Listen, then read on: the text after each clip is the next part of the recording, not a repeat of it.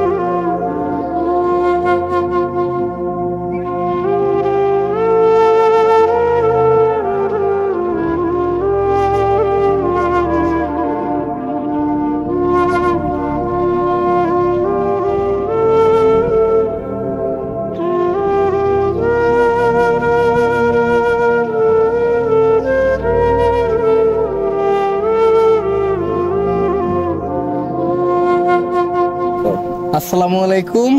আমরা আজকে শ্রমিক দিবস উপলক্ষে এই যে প্রচন্ড গরম, দেশে গরমে মানুষজন কাজ করতে খুবই আর কি কষ্ট হইতেছে। এই কাজের জন্য আমরা মানুষকে একটু আর কি ক্ষণিক সময়ের শান্তির জন্য আমরা এই যে মানুষকে ঠান্ডা শরবত খাওয়ানোর একটা ব্যবস্থা করছি।